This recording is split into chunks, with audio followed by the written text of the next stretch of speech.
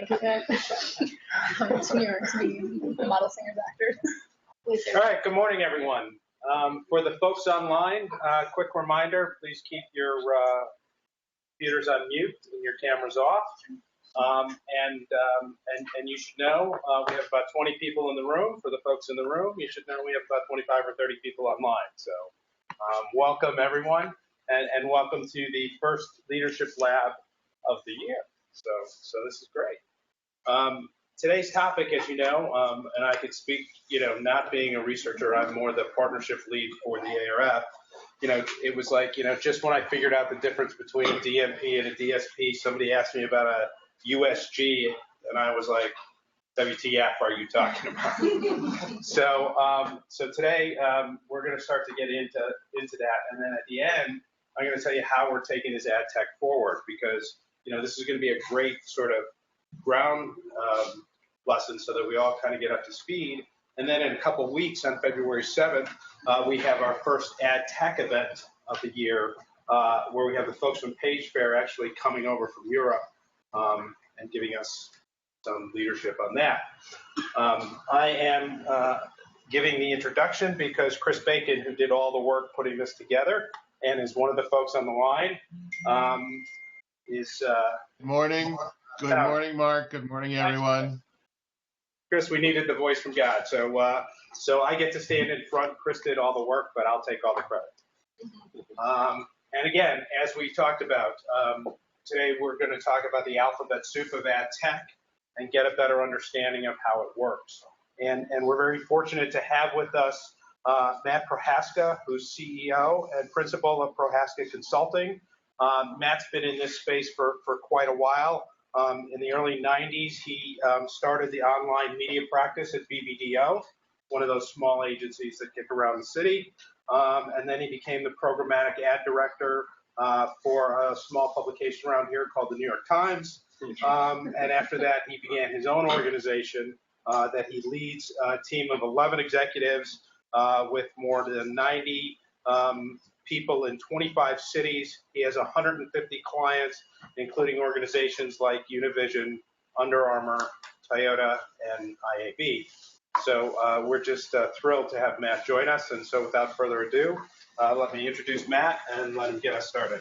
Thank you, Mark. Thanks to you and to Chris on the West Coast, amazingly joining us live here. That's not a recorded voice, 3 hours early out west.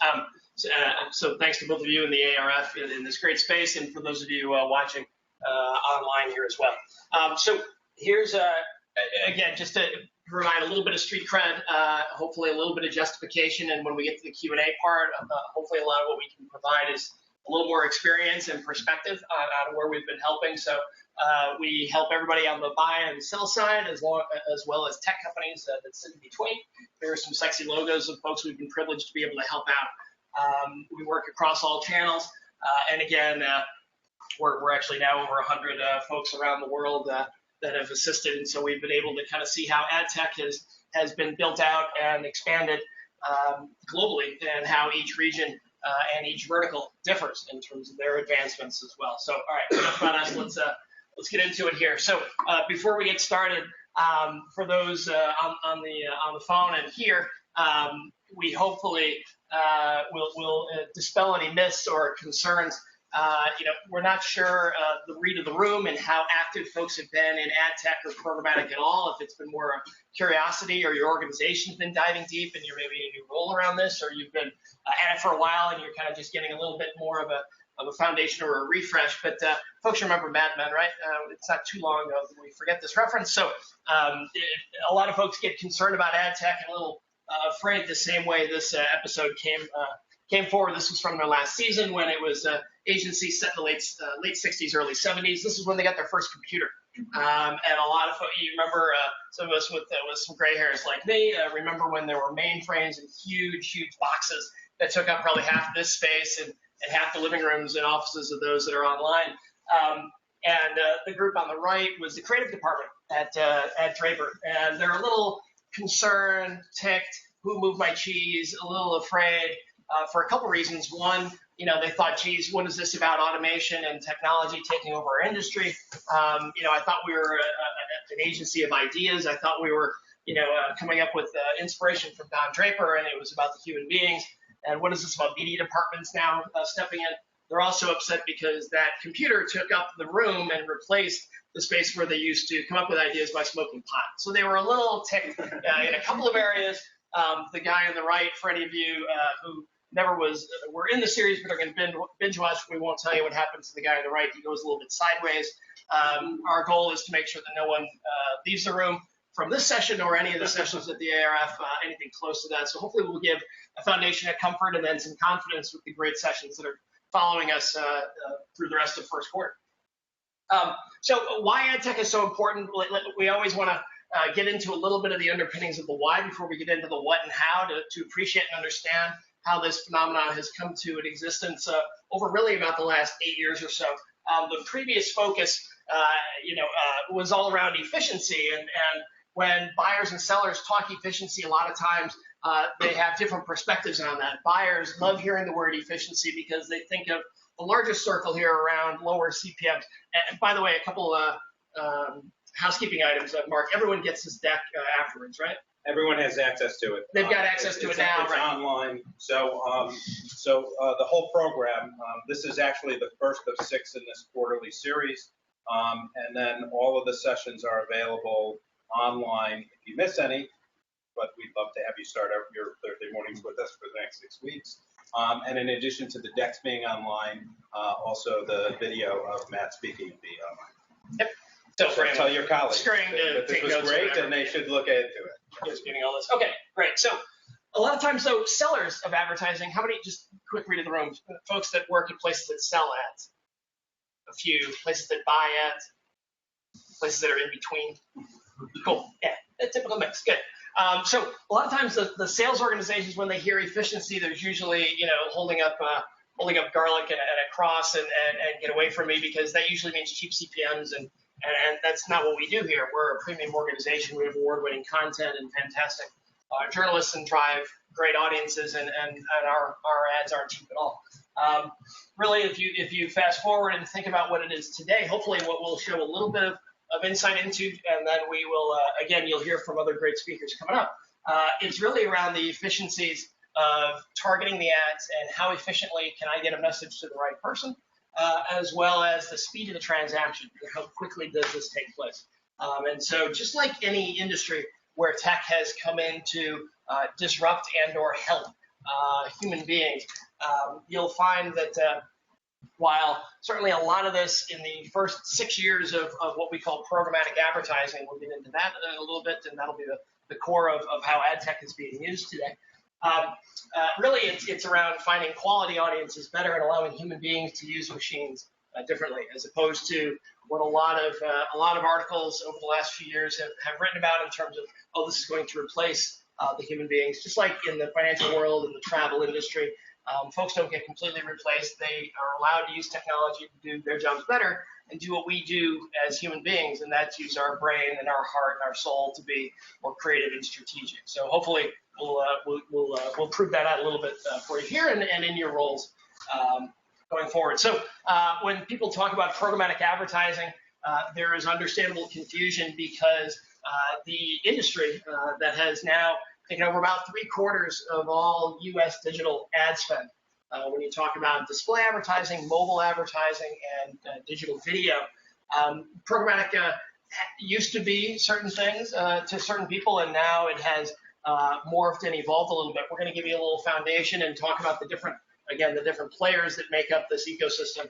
But here's a definition of it for you trivia buffs that want to either impress friends or bore people when you're at a bar and tell them the nature of the word. It's a very smart guy named Eric Picard, who works at a demand-side platform today here in New York and Seattle, who came up with the term in a trade article probably about 6 years ago now. It's basically just a mashup of using computer programs or algorithms to be able to buy and sell media more automatically. And the word certainly has stuck.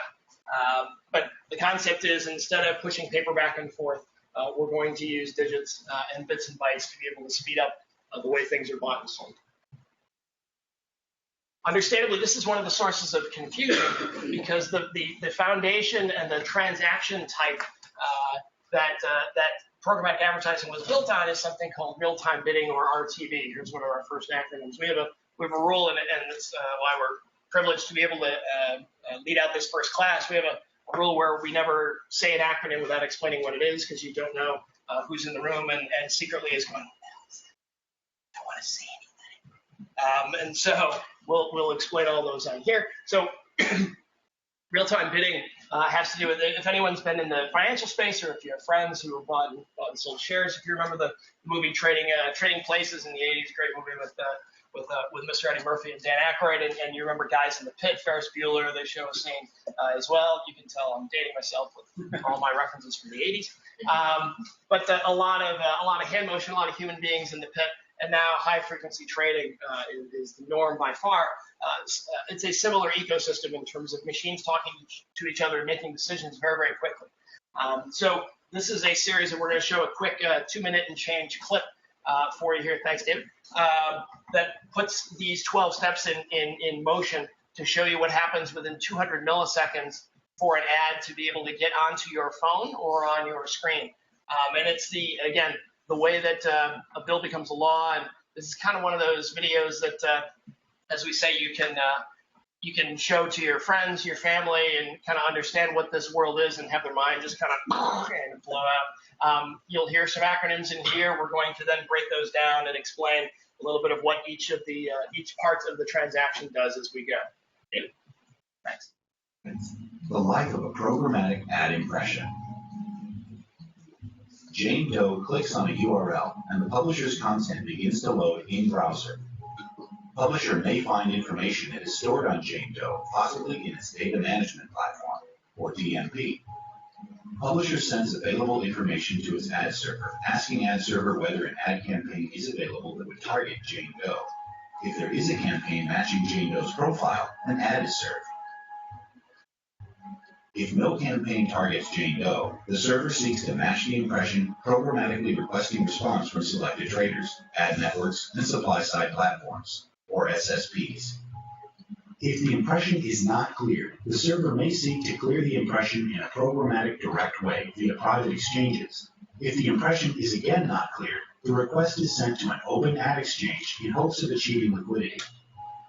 Open Ad Exchange sends a bid request containing information on Jane Doe's browser, website URL, and ad type to multiple bidders, including traders, ad networks, and demand-side platforms, or DSPs.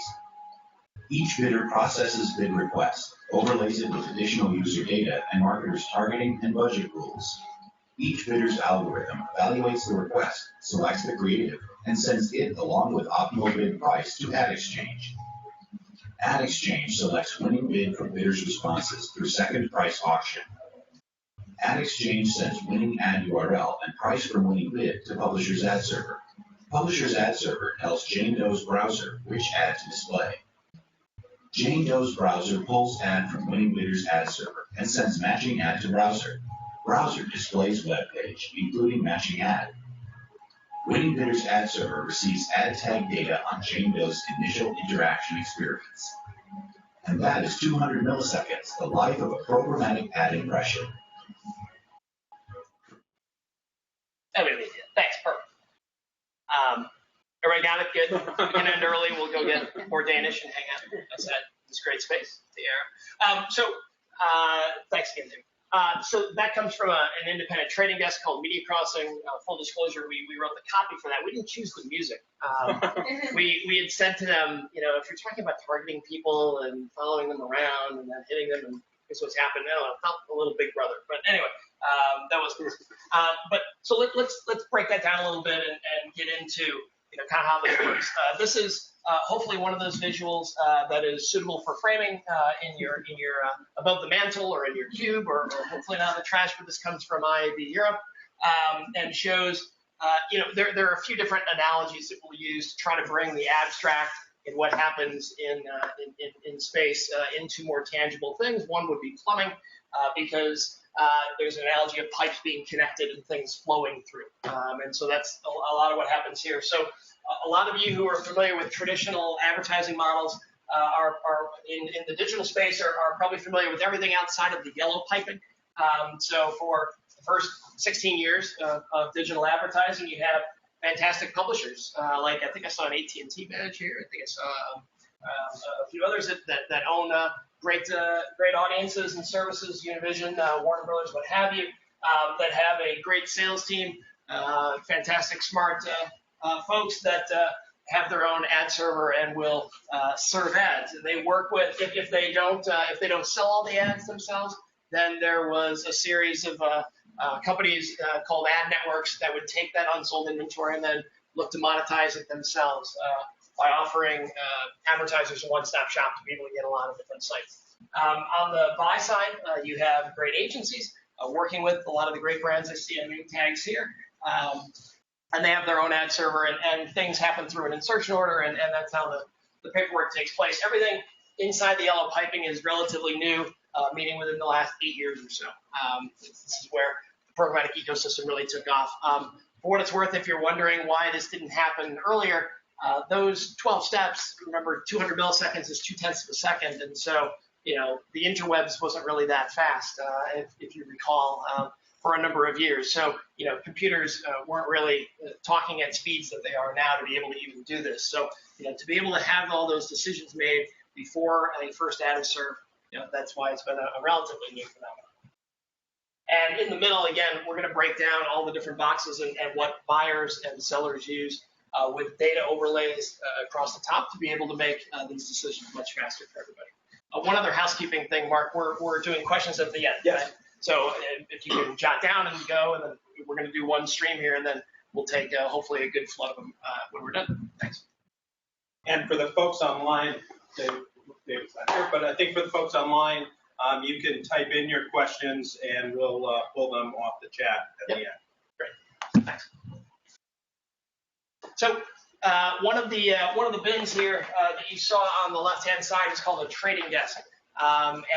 Again, for those maybe not familiar with the financial analogy of that, a lot of people think that trading desk is some kind of technology as well. It's a group of human beings that's just sit at a literal desk or who operate the actual programmatic buys on behalf of the agencies. Here's a list of players broken out by major holding companies. So those of you, some of you either work for folks on the left or have leading brands that hire these folks. Some of you, again, that have worked in traditional advertising either have called on agencies that look like these logos in the middle or have worked at those types of agencies. And on the right would be the corresponding trade desk or different trade desk services that that particular agency has. We say in the headline here that this is as of now with a wink because we've got a couple of arrows already moving from right to left, depending on the holding company here at Publicis and Omnicom. This is a very dynamically changing landscape. A lot of these companies off on the right were set up as separate entities. If you guys remember, as Mark said, I've been lucky enough to be around for a little while here in the space, and I was that much skinnier guy when I was 22 at BBDO, running around like a spaz, talking about the internet and hey, we're going to be able to maybe buy and sell things online, and you can buy products, and you're going to put a credit card, and the people who ran the Visa account are like, there's no way that's going to happen. There's no, we had FedEx as a client for decades. I'm like, I think there's going to be something here. Just to make Matt feel not so old, someone on Matt's team and I used to work together at FCB. We were in the first meeting wondering whether this information superhighway thing was ever going to catch on. I was told by my boss at BBDO that the internet was a fad like ham radio. It's not like he's homeless on the corner. He's doing very, very well. He's a smart guy. Just, anyway, things just kind of happen sometimes. Anyway, so a lot of these trading desks were set up, and a lot of companies will set up specialists, and you may have specialists in your organizations. You may be that specialist, and this might be part of you getting up to speed on things. But a lot of times, hey, let's have one person or let's have a team kind of handle this while it's a new thing before having the rest of the organization handle it. And so both for financial and for specialization reasons, a lot of these organizations have been set up on the right. We'll get into a little bit of what they do in a little bit. This is kind of another one of those maps, hopefully, to be able to hang on to. So what the trading desks use to be able to do their job are a combination of tools. One is called the DSP, or a demand-side platform. And so It's also known as the bidder because it's the thing. It's the software where buyers put in their algorithms and set up their campaigns. So the same way that it would normally be done on a spreadsheet, and then things loaded into a buy-side ad server and tags sent over to a publisher for them to be able to load up and then run the ads. This is more of the work is done on the buy side, and the magic happens over here in terms of managing these campaigns. There are a few different types, and they're broken off. They're broken down into a couple of different categories. You have self-service or managed service. Self-service kind of explains what it is. You're actually buying the software and you're using it yourself, and you're being coached up, and you put hands on keyboard and you run with it, and you pay a monthly service and or a percentage of spend. And it's a SaaS model, software as a service, which is how most technology is sold on a subscription basis today. Managed service, which is how most of these DSPs got started and where a lot of them still make their hay, is where there are media teams inside these organizations who take the campaign. So, a lot of agencies first started off saying, yeah, we're doing programmatic. We have this great practice. And it's actually them just taking an insertion order and throwing it over to this other company, and they're the ones actually doing it. So, yeah, they're buying programmatically, but it's not the human beings at that actual company with the client relationship that has it. And oftentimes they will send insertion orders out to many DSPs to manage their business at the same time. And so while you get different insights and different ROI and being able to appreciate and understand how different teams work and they can kind of compete for your business, one of the challenges, not to get too nuanced, but one of the challenges that you guys know the lending tree phrase, when banks compete, you win. And there's that concept of, okay, well, if I'm submitting a bid out and people are bidding, or I'm submitting, hey, I'm looking for a loan, and people submit, then, I can pick the best one. One of the challenges is that a lot of agencies have farmed this out to multiple DSPs. They are all bidding on the same people, and so we human beings then are seeing the same ad many, many times from different folks all competing for us. And so not only, if you know about reach and frequency, not only does that present an issue in terms of pounding the same person over and over again, you may have experienced this yourselves, but it also drives price up because these are all based on auctions. And so if they're all competing with each other, then they're going to outbid each other for the same person, and the advertiser actually who's paying supposedly for the best rate gets penalized a little bit. So there's a pretty muddy landscape right now still where a lot of DSPs are fighting like crazy for budget to either handle themselves or to sell their software to handle up. As is the case with all of these slides, the caveat I give with any logos that we share, we have helped some of these companies directly. We have worked with the rest of them indirectly on behalf of our clients. We have no favoritism here. We're not saying one is better than the other for sure. We do a lot of selection of these players for buyers and sellers, but we have, and this is not the only list. So if people are missing, it's not because they stink. It's not because someone said something stupid in the press or that we got a bad deal. It's just we picked them at random and didn't want to have the slide be too cluttered for you. There have been some transparency challenges. If some of you had read about the ANA's great report that came out last June around transparency, a good hunk of that had to do with how rates are being, how services are being sold in the ecosystem. There is a new type of ad network that has evolved. Have folks, forgive me for not being able to get hands raised on the phone. Has anybody ever worked in an ad network or buy from an ad network before, advertising? So we know that that game is arbitrage and buy low, sell high. It's how cheaply can I buy inventory and then package it up with some special sauce and targeting and other services and then sell that at a higher price. There is a new form of ad network that has come out in the form of some DSPs like Rocket Fuel, Criteo, or Criteo, as they're a French-based company, Xaxis, which is one of the logos found here at the top is WPP, a major division now of what Group M and WPP does.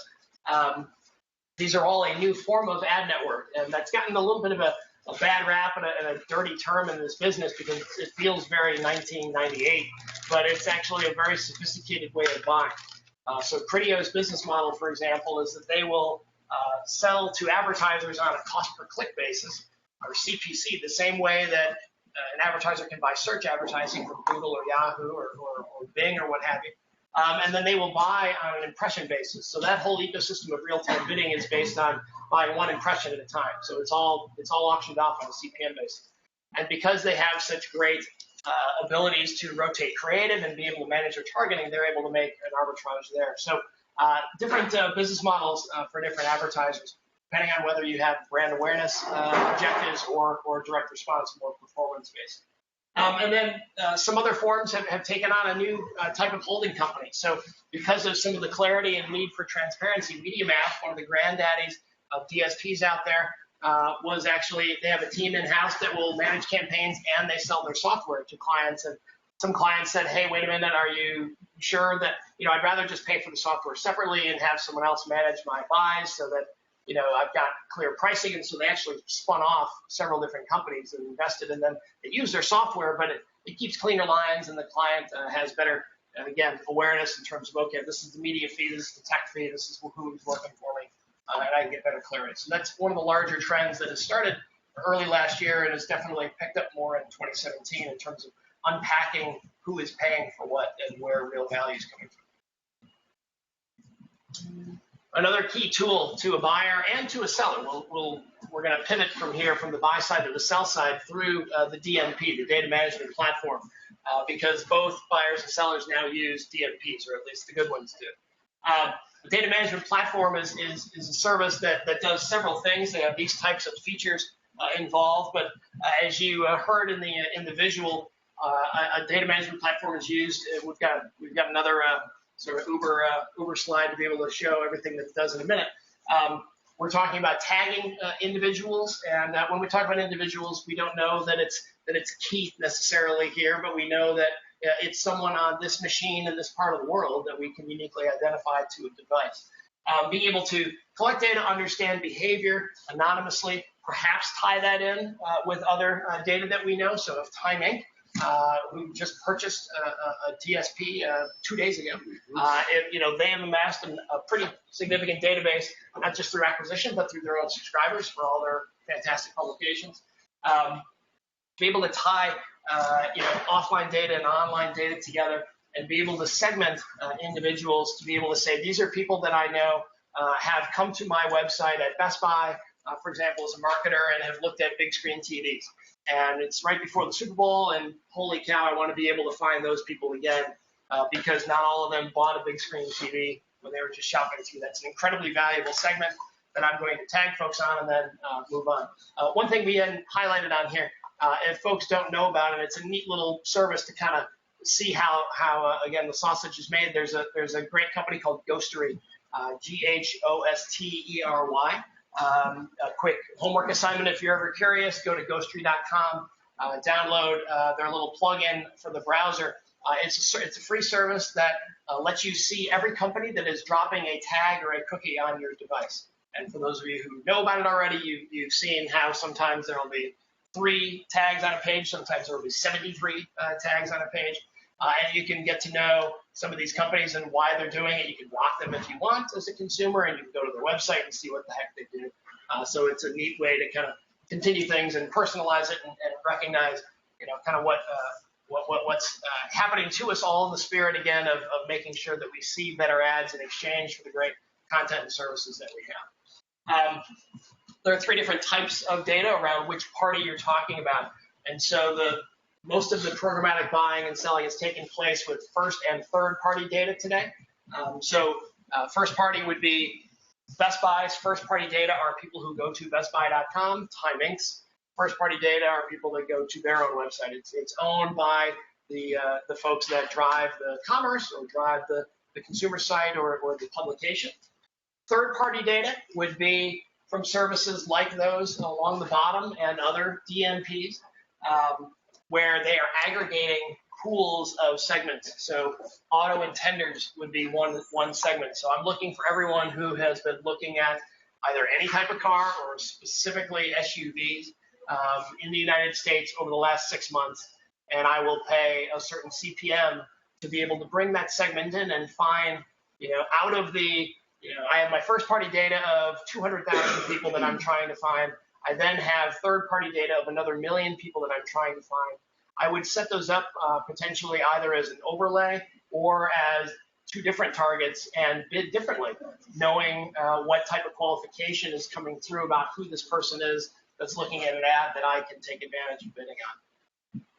Second-party data is the relatively new phenomenon that has taken place, frankly, a little more in Europe than in the US, but has taken hold, just starting to take hold a little bit more, and that's the concept of exchanging data with direct partners. So OEM, original equipment manufacturers, think of Samsung and Best Buy exchanging data so that you can understand what models are being used there. Think about the analogy we use all the time. If you have a travel site and a dating site, don't know if you guys went through this personally, but a lot of dating sites are pretty aware, and travel sites are aware that when you change your status on the dating site to engaged or married, there's a pretty strong correlation to there being a travel moment to take place that folks are going to need to plan for.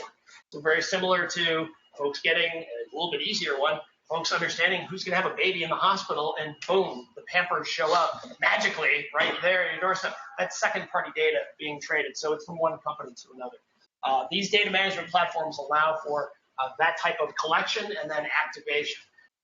Think of it as a way to create segments and kind of, again, have that be available on the shelf as an overlay when you are bidding as an advertiser.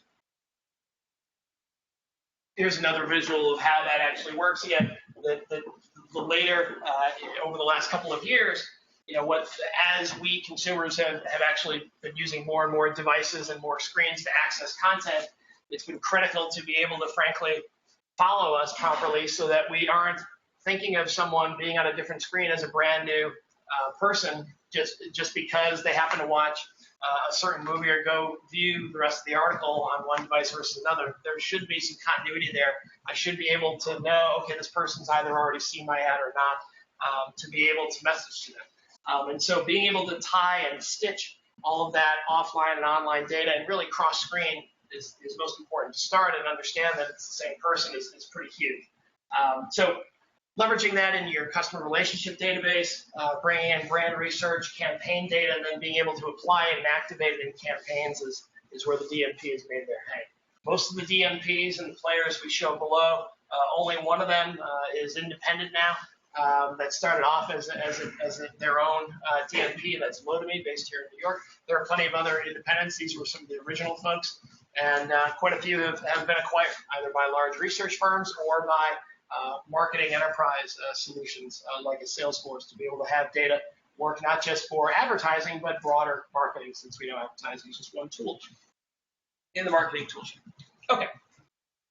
A publisher also can use a DMP now. One history lesson, Crux, that second logo down at the bottom, they were the first DMP to actually start off just helping publishers. Everyone else started on the buy side. One history lesson is that most of the programmatic ecosystem was built originally to benefit buyers and to originally benefit, the tech companies that produce them, but really the operations teams at publishing organizations to be able to handle unsold inventory. We'll get into that more when we talk about the SSP. Crux was the first to say, hey, a lot of advertisers have been having a good time being able to segment and cherry pick audiences, and some of the original freak out that took place from publishers was recognizing that certain advertisers knew more about a publisher's audience than sometimes the publisher did. That's a scary feeling if you spent decades as a sales organization protecting and curating and providing great research and great value to advertisers, saying, this is what we know about our audience, let us help you messaging them properly. A lot of advertisers then kind of said, hey, that's all great, the content's super. These are the 262,000 people I'm looking to find. How many do you have? That's a very different conversation for sales organizations to know how to deal with. And so, not only are they doing a better job segmenting their own audiences and appreciating the value of what these advertisers are now bidding on, they're able to help a lot more and be on offense, and that's through their own data management platform. And one of the products that comes out of that is something called an audience extension. And here's the concept, and forgive us for using the really expensive graphics on this. We wanted to dump everything here for the ARF, so we've got the bullseye, $8 million clip art here. So, but if you've done archery or thrown darts, hopefully you get the concept here. High point value, low surface area in the middle here. So if someone is in the automotive section, the real estate section in the New York Times, that's a pretty targeted audience, pretty special, pretty unique, especially at that moment, high price. But you can't, not everyone is in there every single day. There's a concept called behavioral targeting that a lot of you are probably familiar with. We've been doing about 16 years in the industry, and that's the white ring. So that's, hey, find people who were in the auto site and then find them off of that section, but somewhere else in my property or network of properties. The relatively new concept that's about 4 years old now is going offline, or excuse me, going off-site, and actually going anywhere on the interwebs and saying, take that same great 250,000 audience and then go find them somewhere else. And so the data management platform allows a publisher to segment by either behavior or by registration data or any known characteristic that an advertiser would say, that's the sweet spot, that's who I'm really wanting to talk to, and be able to build programs around that. A lot of the initial concern with advertisers was that because so much of what the buy side has been doing around retargeting and finding people everywhere, there was an initial concern that, hey, wait, are the sellers doing my job now by retargeting, and it's not a threat to me? And actually, because of the logistics of how a buyer is able to drop a tag and follow individuals to be able to retarget them, they're only able to do that if they buy every single impression on the screen. So a lot of what we teach our sales organizations is and sellers to get buyers off the ledge is to say, look at, you only bought about 10% of our audience over the last few months. Would you like the other 90% to be able to access them? Because we know everybody who went in there, not just those that saw your particular ad because you ran one campaign with us. So here's a way for us to help you do that. And then usually buyers go, okay, that makes sense. One of the tools that publishers then use to be able to execute these audience extension programs are PTDs, or publisher trading desks. Similar to an agency, it's the same software, but it takes an operations person who has historically been a trafficker and a delivery manager and making sure that the campaign runs properly, usually things that are on defense for that operations person. Just don't screw up my campaign is the mentality oftentimes of publishers, where we're just making sure that they keep all the plates spinning and that every line item runs properly. And converting those folks, and what a lot of them are now doing is they're actually on offense. They're finding new inventory, not just within one site and moving line items from one place to another, but they're actually out bidding as well and finding places to take these great audience segments and work elsewhere. So, there are some advantages to doing it themselves. This is also a service that has been outsourced to some organizations where publishers throw insertion orders over, and other organizations use their own DSP to be able to run the audience extensions for them. More and more publishers are starting to do this on their own as well. And it's a neat way. When we were at the Times, we had kind of asked for the first ones in 2013 to start one of these and get it going. And it's neat when you can actually manage all of your yield in one place as a publisher. You can rotate your house ads and be able to see, whether new subscription offerings or, your e-commerce window or other promotional things are driving the same value as your paid ads, and you can kind of run it all through the same place and be able to see what the ROI is for everything, and you can manage your inventory as a seller much more efficiently. All right, so let's back up then and go through the rest of the publisher tech stack, if you will. Tech stack is a phrase if you haven't heard before. It's just, similar to plumbing where things get connected. A tech stack would be different pieces of technology that sit on top of each other and work together. So the publisher ad server that you heard about, the core of it hasn't changed in terms of what it actually does and putting ads on the screen for 20 years, but it's a massive piece of setting up decision-making around something called an inventory waterfall of what ads get served when and what decisions are made in terms of pinging different services to be able to see who can bid the most around this. There's one large player. Google owns a good 70% plus of the market share globally among publishers. There are certainly other players as well, depending on their specialization in the mobile space or elsewhere. What's been interesting is there has been, without getting too in the weeds here, there have been a lot of pressure on ad servers from this new type of transaction called header bidding. How many here have ever heard of header bidding or read about it? A few. That's very good. So this has taken over a lot of programmatic spend over the last couple of years. And again, think of it as the key around when decisions can be made. And remember that access of 12 steps, a lot of that was sequential. So first this happened, then this happened. We looked over here, then we went over there. We asked these guys.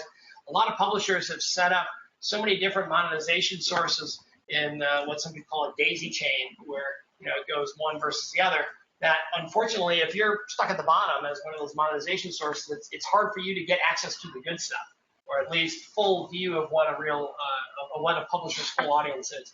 Header bidding is basically the concept of being able to have all demand sources and monetization arms be able to access and bid at the same time. So you have equal competition at the same time. And it's also a way to be able to crack through the largest ad server, DoubleClicks, who also has an exchange where they've had an inherent advantage for quite a while, being able to see and get first look, if you will, at a publisher's entire inventory. So it's a way to have fairer competition in general. We could do 4 hours just on header bidding, but again, don't want to go too in the weeds on this first session together. You'll hear about it from some other pretty good folks later on. And so that ad server is connected into an SSP or supply side platform or the exchange. And so this is where the actual transaction takes place. This is the pipe that goes from inventory into a marketplace. And again, the original pitch here was that this was, and this entire ecosystem was originally never built for the individual salesperson. One of the history lessons or secrets that isn't shared. It was meant to supplant the ad networks that were taking all of the unsold inventory and being able to monetize it.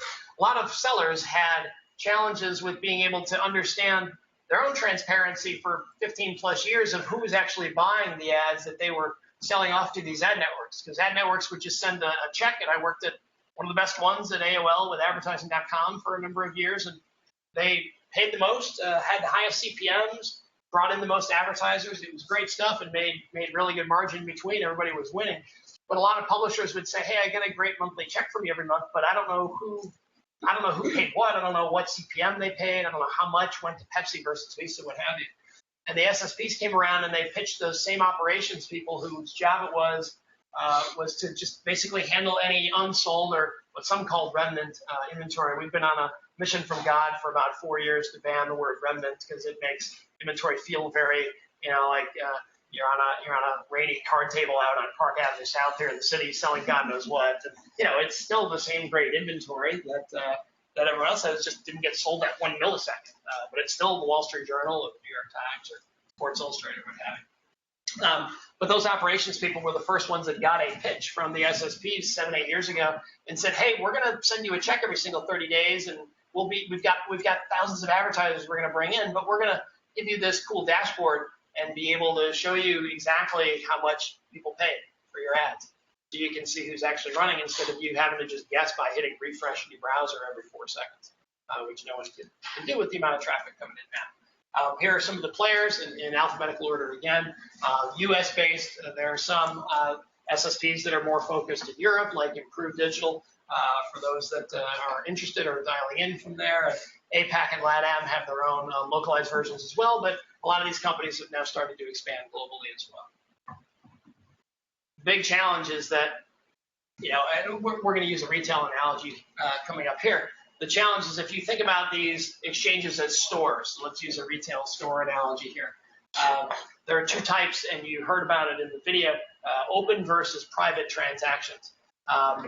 And so imagine a 300 by 250 ad is the same thing as a piece of clothing that's available for sale.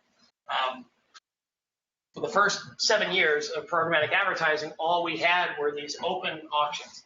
And imagine it being a free-for-all and walking into a mall and seeing a store, and you maybe don't even know what the name of the store is to know what the brand is or what types of services they have. There's just a giant cardboard box in the middle of the store with all this unfolded clothing in there, and everyone's having a great time. It's a freak show. It's Black Friday, sadly Black Thursday night now, and Thanksgiving, and it's a mob scene.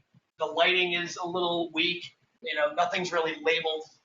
It's a mad dash, and everyone's realizing, holy cow, I just found this fantastic new, I just found this great ad for $1. And for the first 6, 7 years of programmatic advertising, a lot of ad networks didn't just die, they thrived because they stuck a pipe in on the buy side, they stuck a pipe in on the sell side, and just like market makers in the financial world who are finding inefficiencies and creating efficiency for themselves and finding gaps where they can make money, a lot of ad networks were saying, oh my God, just go tell our client we just put them on, the New York Times for, wait, how much did you pay? $1. Tell them $4. And that's a good time. And they've made hay.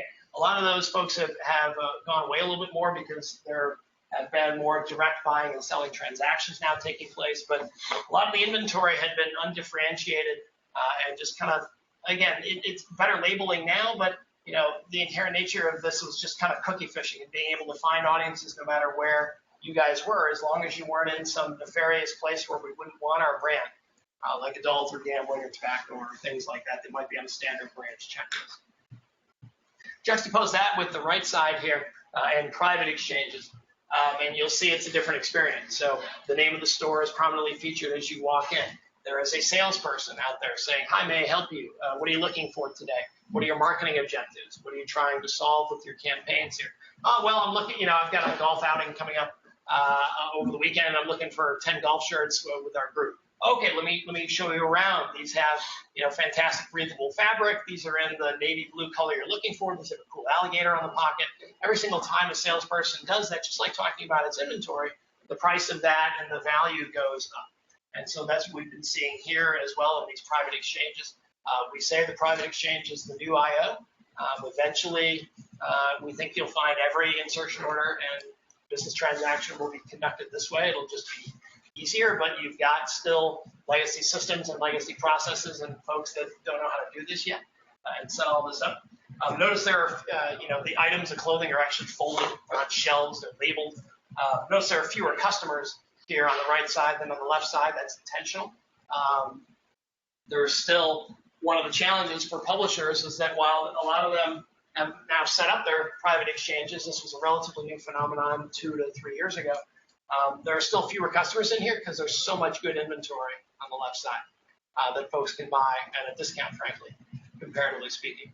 And a lot of the original programmatic advertisers, when they have direct response as their main core objective, that's more math driven. It's cost per lead, cost per sale, cost per acquisition, cost per something other than just making an impression.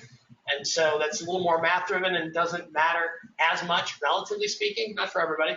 But if you're E-Trade and your job is to get $20 a lead, as long as the lead doesn't say Mickey Mouse and it's quality, you often don't care where it comes from. Brand advertisers obviously want to associate themselves with premium content in the right environments editorially and to engage properly, so that's where it makes a little bit of a difference. We always say, we're a nice growing global organization. We sound huge because we get to say we curated an artist specifically, exclusively just to do these drawings for you. It's my dad. That's our trademark. Okay. So, kind of wrapping up this section here and moving on to questions in a little bit. So, how do you decide who to work with?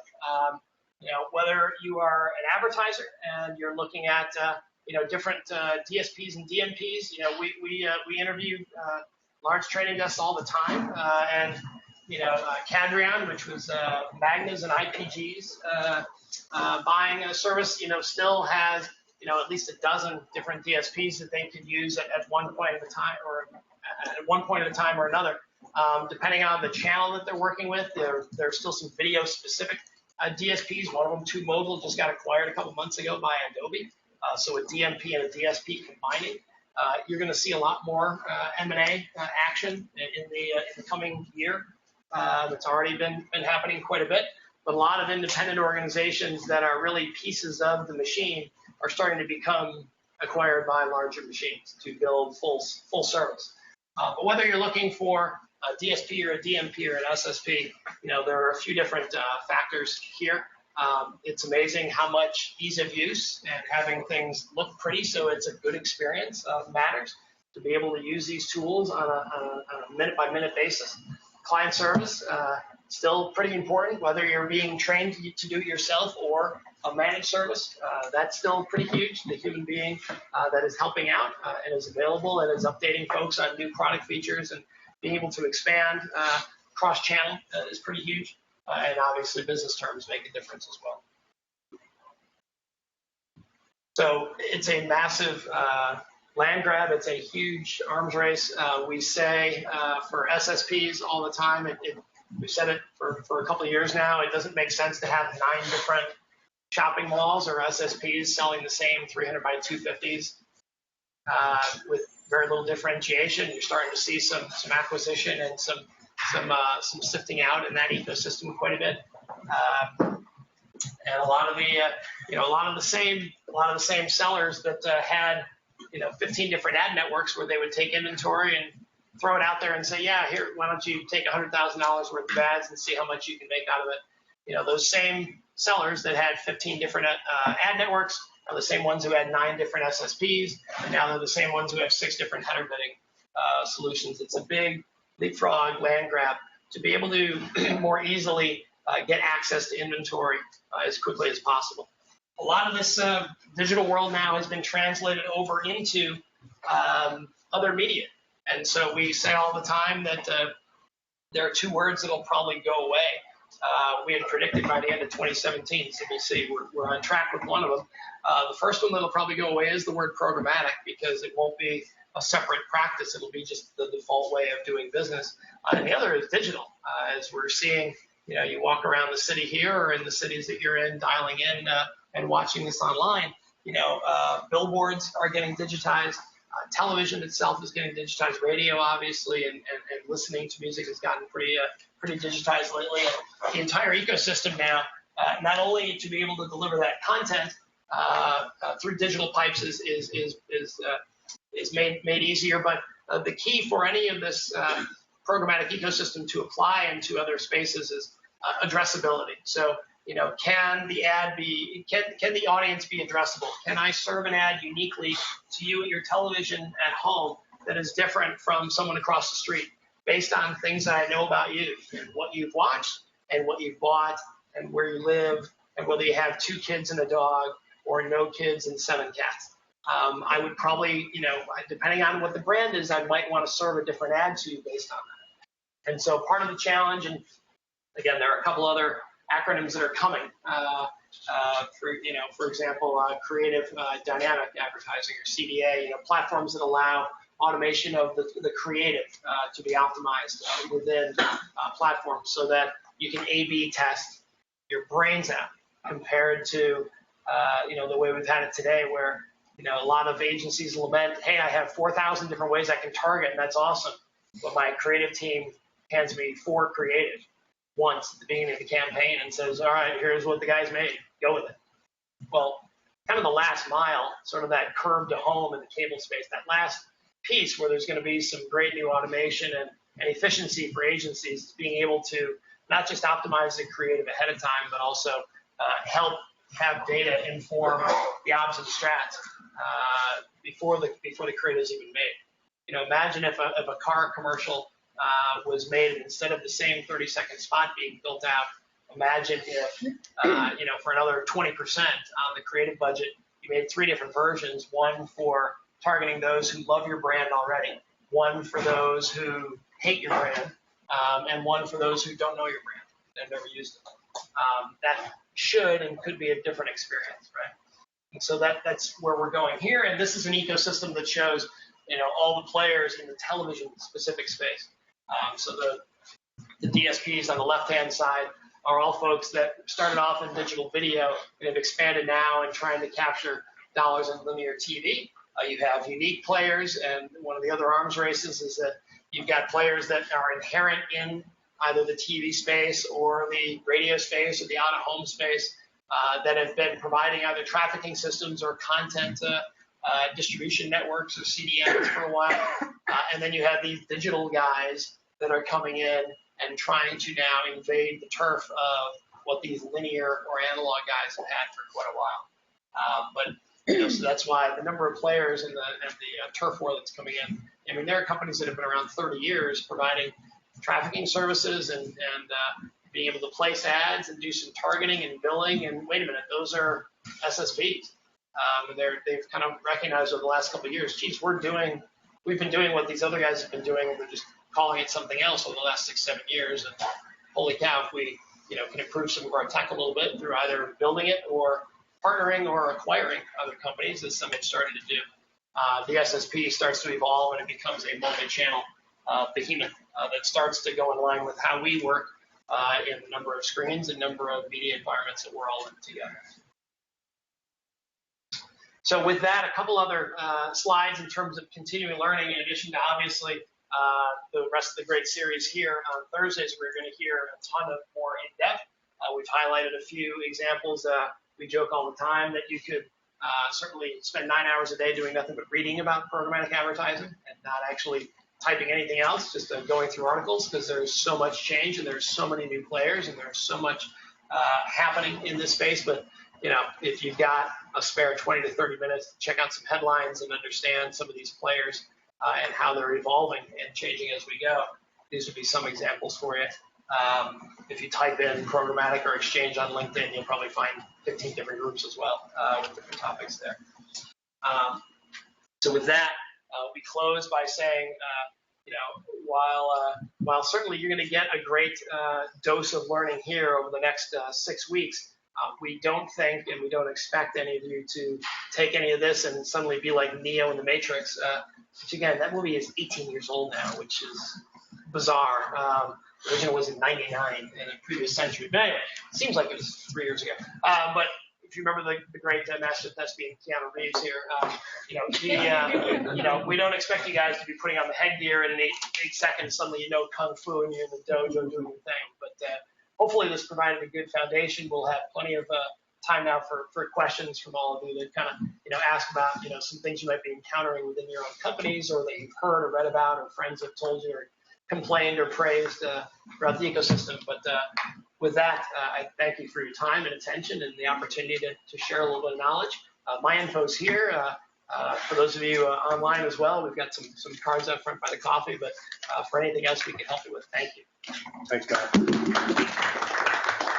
So let me first take some questions from the room. Anybody have any questions, or did they all go by too fast? Yeah. Where do you see data transparency going? Yeah, the question was around data transparency. Do you mean, so 2 types of transparency that are improving? One is around pricing, one is around segmentation and cleaning. So the analogy we use all the time in talking about segmentation is a can of soup. When you've got nutritional facts on the back that fortunately are still legally required to tell you exactly what percentage of everything is in there, and you see the ingredients. A lot of the blowback with third-party data segments over the last few years, and it's getting a lot better now from these DMPs, was that there was motivation to basically create as large a segment size as possible because they're selling it by CPM off the shelf, and advertisers can go, oh, great, auto intenders, super. I'm Toyota, I'm going to grab that and find anybody that's actively looking, and that's better than just targeting anybody else. The challenge that originally the methodology around those segments that were created went from someone who was on like our old client Kelley Blue Book, and if you're on Kelley Blue Book and you're diving through that site, you're a legitimate auto intender. If you are reading an article in the Washington Post about seatbelt recall, I don't know if you're really an auto intender at that point actively. And a lot of folks threw those together. And it was kind of, having to sift through where the good stuff was. And it was all one CPM with a price tag and a giant bucket of these segments. So a lot of buyers, instead of being able to unpack that and find the good stuff, it was pay one price and test it out and see if it works. And some worked great and some was garbage. And that price was tough to hold. There's been a separation of wheat and chaff and a rise to quality and a little bit of better labeling on the shelf from these guys. And so that's one way that data transparency is improved for the marketer to be able to appreciate and understand kind of exactly where these coming from, how fresh is it, keeping the food analogy going, used by this date because, someone that was looking at a big screen TV, you may not care as much if you're a manufacturer on February 9th than you would on February 2nd in terms of hitting them. If someone has been looking at, a purchase that's going to be relatively close, you don't want to look back, 90 days perhaps. You maybe want to do it just 30 days. So knowing how fresh that data is also key. And then the price transparency has fortunately followed according to it. Yeah, thank you. Two online questions. And again, for the folks online, just send your question via chat. First is, what's the difference between an ad network and an ad exchange? Sure. Transparency is one.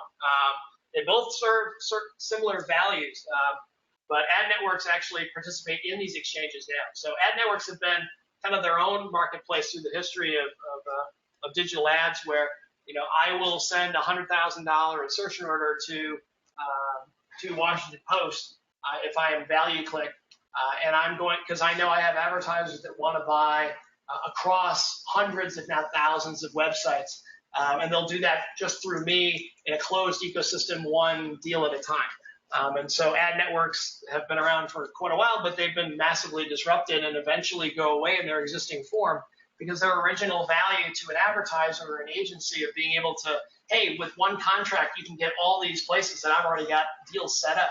Well, I kind of have software to be able to do that now through this thing called the DSP. So the ad exchange is the more open marketplace where these publishers are selling on their own. So the difference is that a couple ad networks have become exchanges. A couple ad networks have reinvented themselves and either provided buy and or sell side tools. So Tremor Video, one of the logos there on the DSPs, they used to be a video ad network, and they have now realized that, hey, this ain't gonna last long, and so let's push our tech out to the sellers and buyers themselves.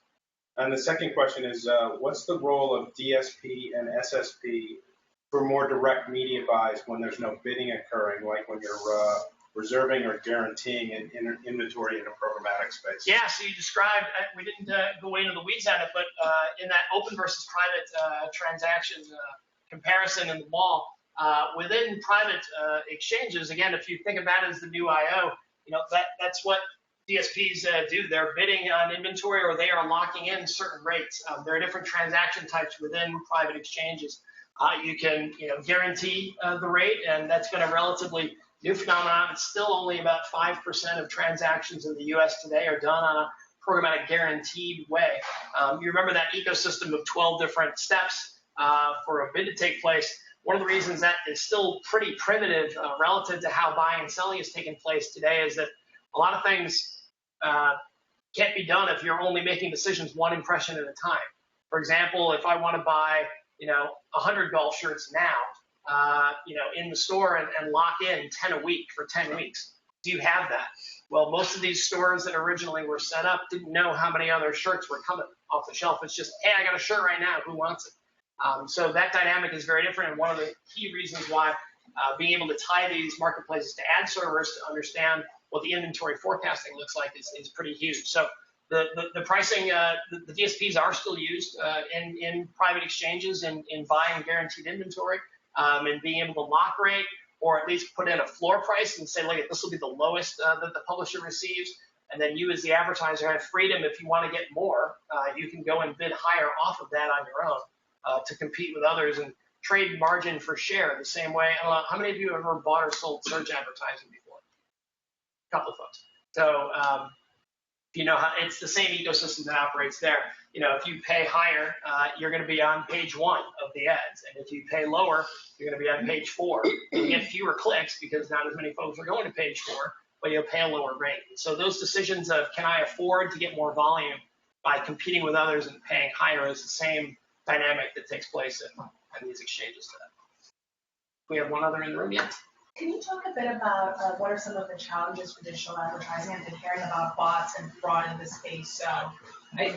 Definitely where reach is important if you want to ensure that it's an actual person. So yep.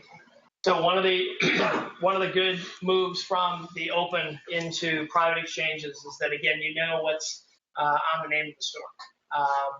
A lot of these malls that were set up, frankly, first 4 or 5 years or so, before a couple of years ago, most of them didn't have anyone at security at the front of the mall. Anybody could go and set up their own open exchange.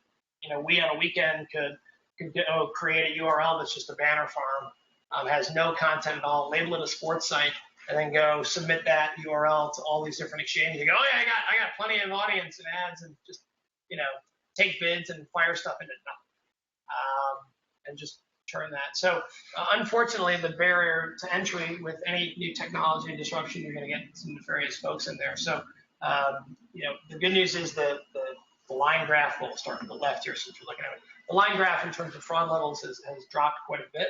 It used to be 35-40% in the United States in these open auctions. Estimates with, again, those that are able to share it publicly or for when we do assignments, kind of tracking what this is. Put it somewhere around 20 now, so it's better. Still not bad. I mean, the optimist in me says, imagine all these dollars going into programmatic buying and it working obviously pretty well for advertisers. Imagine when that last 20 to 25% of fraud is taken out. It's going to be even better. So holy cow, I'll shove all my chips into that. But there are it's still relatively early in terms of A, the type of transaction that can be done, B, making sure you've got human beings there. Again, when there's a private exchange and there's an interaction and you know that you're dealing with a salesperson from Washington Post, okay, I'm getting the Washington Post. And so, the more that the private looks like the open in terms of its speed of use, but then you get the brand awareness of being in an environment that you know and love, and you're dealing with a site that's a real site. You get the best of both. And so that's why the open to private, from our research, by the end of last year, it was about 80-20 open to private. Now it's probably about 70-30 here in the U.S. It's a little bit higher private skewing in Europe, for what it's worth. But in APAC and LATAM, more developing markets, a lot of the same script. They're starting off usually in the open because it's the easiest way to kind of get fast monetization. And for operations people to get something versus nothing. And in addition to that, as we build off, so this, as I said, is the first of 6 sessions in the winter. One of the sessions is going to be specifically focused on fraud and viewability and all of that stuff. Chris, if you're still connected, do you know which one that is? Hey, yep. So that'll be Ron Pinelli, who's with the Media Rating Council, will be speaking on February 9th. And he's going to share the MRC's guidelines for all of the ecosystem on how do you measure viewability? What are the rules? What are the minimum standards from the MRC? How do you measure invalid traffic? And how do you measure the sort of newest space around geolocation?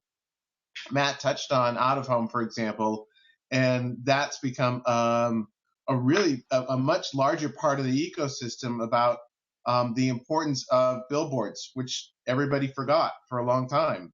And so the MRC has developed guidelines on how you can actually measure the audience for those types of outdoor ads. So he'll focus on measurement, and I think what'll be good is it'll get us into discussion. Okay, well, now that I know how to measure it, how do I combat it? And I think that'll lead us to more discussion. And then in addition to that, that's part of this leadership training lab program. And again, it's available live or online if you can't be here that Thursday. A couple of days before that, as I said at the beginning, on the 7th of February, we have an event right back here in this room with a number of different speakers in the afternoon from 2 to 5 on the whole ad tech fraud and all of the issues, with the keynote being Page Fair, who's a leader in this area. They're based in Dublin, and they're kind of flying over to talk to us, so that's pretty cool. Yeah, and Mark, I'll build on that a sec. Specifically, we have folks from Intel and OMD, excuse me, who have built their own proprietary systems to combat ad fraud, both within Intel's networks and also Intel as a buyer. And they're going to share some of their secrets of their success, of how they've been able to reduce the amount of waste that is being that is fraudulently spent. So I think that'll be really interesting to see how it actually works in practice. Thanks, Chris. I think we have time for one more question if anybody in the room has one. Let me see. I may have some slides. So, go ahead, Chris. No, I was just going to ask, okay, so here's the deal. Matt, I continue to get the same Amazon ad pop up 3 days after I've actually bought the item. Yep, that's annoying. Yeah. None of us have ever gone through that, right? Yeah. No one's ever had that happen.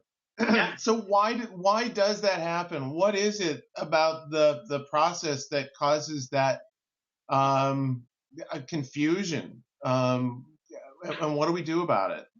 Yeah, there are two reasons why that happens, and they're both things that change and don't happen anymore with just people getting smarter and more experienced. So the first reason why that happens is that the tagging was set up poorly. So someone looking to sell you shoes forgets to place a tag after the shopping cart transaction, knowing that you already bought the shoes. All they saw was that you were looking for shoes, and that counted. And they have one algorithm that independently says, well, we saw him looking for shoes, so just pound him mercilessly for those shoes again, just in case. One of the other things, and I think MRC might touch on it a little bit coming up, but attribution is a massive, massive part of this equation as well. It's kind of where the new battles are being drawn, and that's attributions has to do with how do you give credit to who was responsible for that buy. The analogy we use, and this is why retargeting has worked so well, but where people abuse it a little bit. In the example you just gave, Chris. So, imagine your job is to get people to come into a bar here on Park Avenue South, and you're handed a bunch of flyers to go get people to come to the bar. And instead of going around Manhattan and driving people to the bar and going, hey, there's something awesome tonight, 8 o'clock, first band starts. At 7:58, you stand in front of the bar, and as people are walking through, you go, oh, hey, take a flyer. And you go, that was me. That's the definition of kind of last impression view through or click through attribution, where whoever kind of got the last one in gets all the credit. There are still a lot of brands that are using that as their methodology, which is, I'd say, a little primitive. And so kind of spreading that out and recognizing that, gee whiz, maybe the billboard you saw outside, or the TV ad you saw, or the ad on your phone, or there were a number of other reasons that got you interested in that. Not just because I pounded you on Facebook in the right-hand rail based on the shoes that I saw you hit before. Just in case, I can get tagged and get credit for the last one. So the other, so it's a tagging issue, and then it's also a reach and frequency issue where, folks are forgetting that, if we already see that they bought the shoes, well, that should turn off the other algorithm to sell them the shoes. Go sell them something else.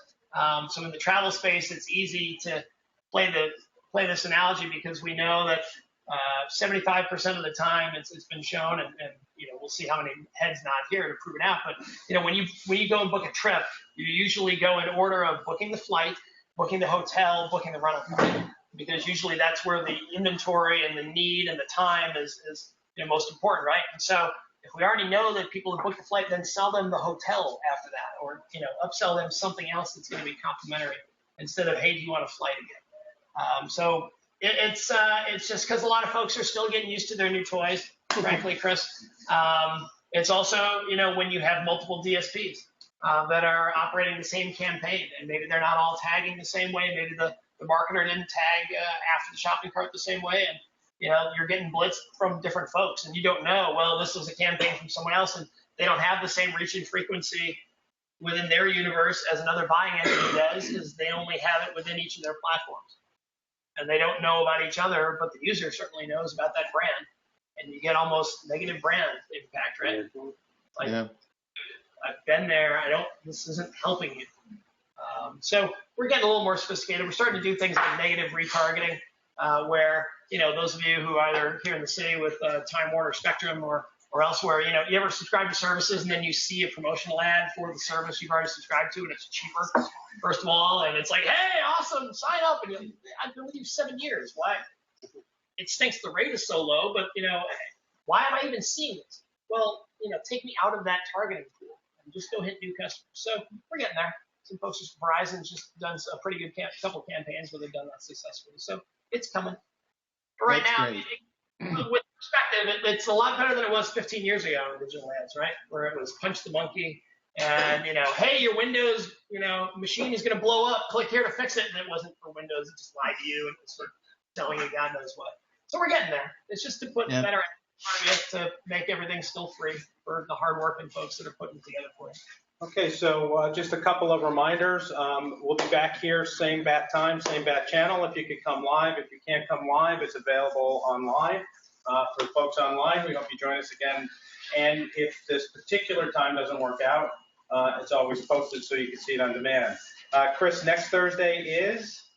next Thursday will be Chris Kane from Jounce Media, who's going to build on Matt's talk today, and we'll probably go deeper in the weeds on programmatic.